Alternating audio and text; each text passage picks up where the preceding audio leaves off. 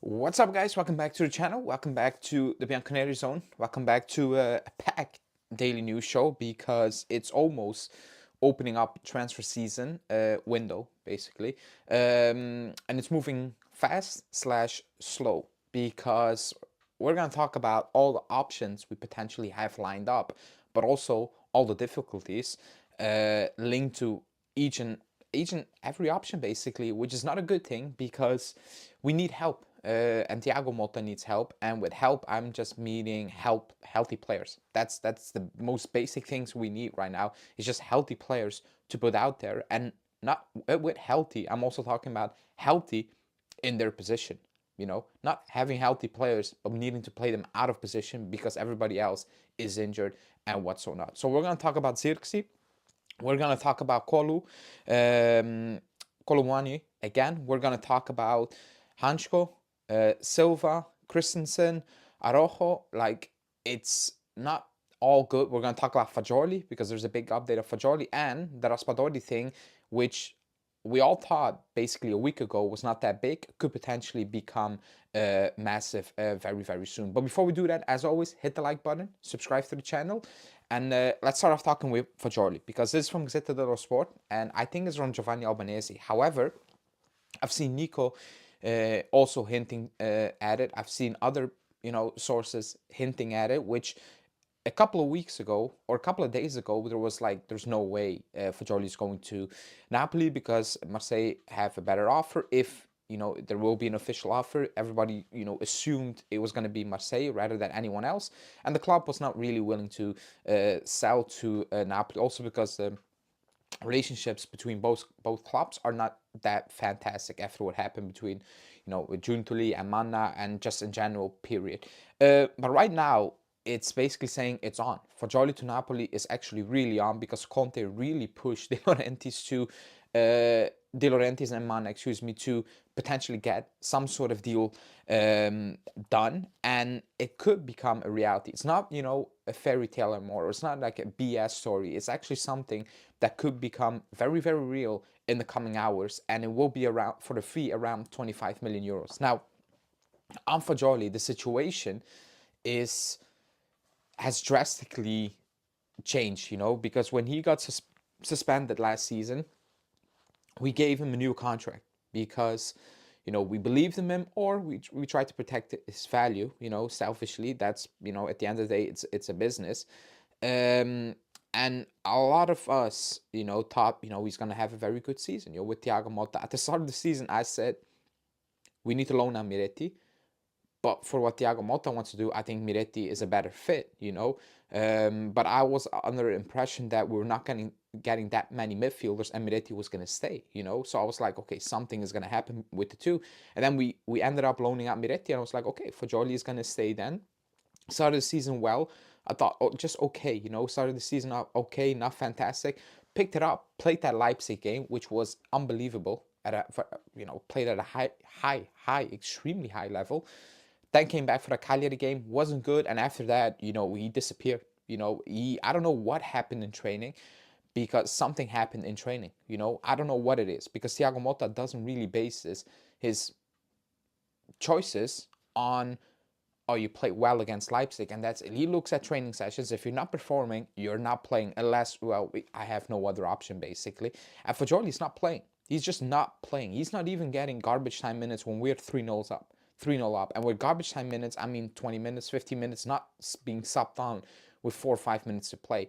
It's very clear that Thiago Motta doesn't rate him, or something happened that he's not going to use him. And at that point, I'm like, it's pointless to keep a player a coach doesn't want. And also for Fagioli itself, it's pointless to have a player in the squad Motta's not going to use and he's not going to perform. So it's very, very likely that he's going to leave. 25 million, that's the price. I like, especially if you're selling in Italy, that's it. The value is like, he hasn't played for basically a year. The couple of games he played this season are kind of irrelevant. He hasn't played football for basically a year consistently.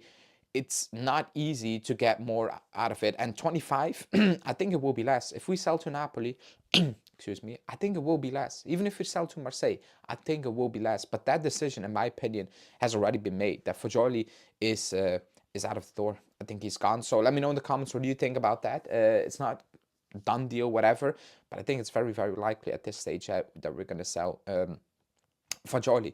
Now let's move on to Zirkzee, because there were some snippets here and there. Might he leave? Might he not leave? So on, so on. And Alfredo Pedula, who actually has become very reliable the last couple of years, and last couple of seasons, excuse me, the last season.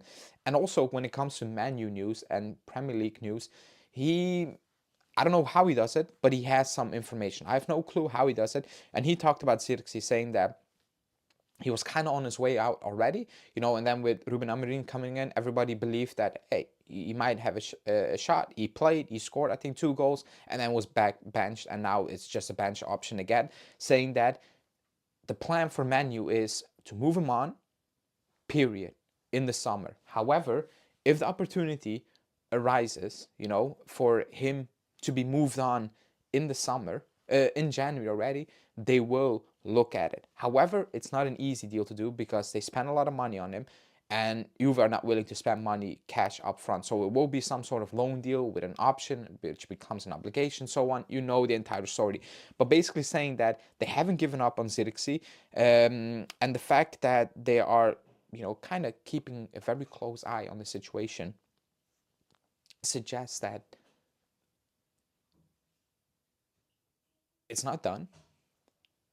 It's very much alive. That's basically what they're saying, Just for evidence, let me see what the entire story said, because I had it here. Let me see. Move up, move up, move up. Here we go. So they're basically saying that the club looking at Zirkzee, or keeping a close eye on Zirkzee, keeping tabs on it with his agent, I think Pedula said 2 weeks ago, 3 weeks ago, I'm not sure anymore, suggests that the club is willing to do something in the attack. And I think we all were looking at the attack in terms of, okay, the backline needs help. Bremer is out. Cabal is out with long-term injuries. We don't have a lot of funds.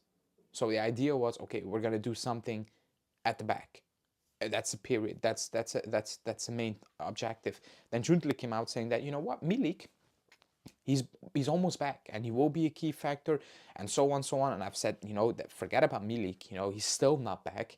He's still not in training. When will he be back, and what capacity will he be back? And Pedula saying the fact that they're, keeping tabs on Zirkzee consistently tells him basically that something will happen in the attack. Will it be Zirkzee? I have no idea, but it would fit what Motta wants, period, because it gives us a different option to Vlahovic, and we need something different to Vlahovic. Now, Zirkzee is not the only option we're looking at. Raspadori is one of them, saying that it's still something real, but more so in the background. It's not the main target they're looking at. It's more of, okay, you can knock at Zirkzee, you can knock at that player, then we'll move on for Raspadori. Linked to Fagioli, not linked to Fagioli, nobody knows. But that's more of a real target, however, in the background. It's not up front. It's not something the club set his sights on, saying, okay, we want Raspadori in January, no matter what happened, no matter which other options are available, we want Raspadori. That's also not the case. Now, the other option the player Juve are looking at is Colomani, who cost PSG, I'm gonna say around 85-90 million euros. I think they paid for him, which was crazy at the time. That's why I said forget about price tags, because I thought he was a good player. Obviously, he was not worth 90 million, but that's not on the player. But he's not playing with Luiz. PSG are willing to move him out, and initially they were, open for a loan deal, and then they moved on to a fee, and now they're open to a loan deal again. However, the interesting part is that, according to Pedula, Man U are really, really interested in him, which would open up a move for Zirkzee. So if you get a Zirkzee in January, it will not be a quick deal, and it will not be at the 1st of January, if you know what I mean. That will be something that will be structured in a weird way towards the back end of January, you know, because it all depends. Our menu, like, they can let go of Zirkzee, but Rashford is probably going to go as well. They need players in as well. So it's not going to happen if they don't sign players, you know. So it all depends on Manu, what they're willing to do. Are they willing to keep Zirkzee until the end of the summer? Do they bring somebody else in and be like, okay, Zirkzee now can leave? So it's not just linked to Giuntoli, this one. It's more linked to all the other players that are out there right now. But let's move on to the main targets, because the main targets, or the main target, is strengthening that defense because Bremer and Cabal is out. Now, the new names that have popped up are set. So listen to this news. Padula saying surprise names could also emerge, including including options from Barcelona. One of them Araujo, and the other one Christensen. Both players are under contract until 26, so no free agents. For now, Juve is in the just in the asking information type of phase, but the options are worth monitoring closely. No, I don't know the injury record of these players, but I'm gonna go out to say it's bad. And to top it off, I do not rate Araujo one bit. I don't rate him. Every time I watch him, he makes boneheaded mistakes. Like, actually boneheaded mistakes where I'm sitting there, I'm like, how is that even possible that you messed that up? You know, that's a player I don't rate, never rated. I rated Christensen, but that's been years ago. That's not now. I think he also comes off a kind of a bad injury. Those are players we should not be looking at. Those are players, if you bring in one and you do not want to spend money and you need a body to, get yourself till the end of the season, basically, and you say, you know what, we're going to loan Christensen for 6 months and Barcelona pay his wages. Even then, I'm like, he's probably not going to play a lot, but if you let Danilo go and you need an emergency option, I guess, don't waste money. But these are not options long-term to strengthen that backline. From the injury record to actually just the performances recently, or Araujo, period, those are options you should stay far, far, far away from. They're not good. Next player we're looking at is Fikayo Tomori. That name actually came completely out of the blue. I'm still very, very confused why we're looking at Fikayo Tomori, excuse me. However, Padula is kind of confirming what everybody has been saying, that there's no direct contacts between Milan and Juve yet. However, everybody has a feeling it's going to take place at any given time. Milan are potentially open to letting Tomori go, which I'm not quite certain why they would do that. I'm not gonna lie. If I look at all their options, do they have, excuse me, another player lined up? Are they gonna go into the market and buy another player? I have no idea. Right now, I'm a bit confused. But they want 25 million. I do not rate Tomori. like I didn't rate Kalulu, because they had that fantastic season and they couldn't replicate it. Where I'm sitting at, I'm like, it's a one-off. With Kalulu, he's doing okay, but I'm not looking at Kalulu still, and say you're a starter for the next years to come. No, at best, I'm looking at the best of the, in an ideal situation, you can be a very good backup, in my opinion, but you cannot be a starter for me to build on from now until, I don't know, 10 years from now. I'm just pushing it. I don't see that with Kalulu. I don't see that with Tomori. I don't see it. I know he's fast and he's okay on the ball, I guess, but I know, like, the arguments, he's young, isn't he, like 28? It's not old, but like, forget about the age, actually, because I saw people talk about it. We need experience, but I don't look at Tomori and I'm like, yeah, you're gonna fix our issues. I don't want to go into next season with Bremer potentially being back. I don't know which capacity, and sitting there with Gatti, Tomori, Kalulu. I'm like, we need something else. We need more quality and more potential quality as well. Like, we need to do something for the long-term future, and I don't think Tomori is that.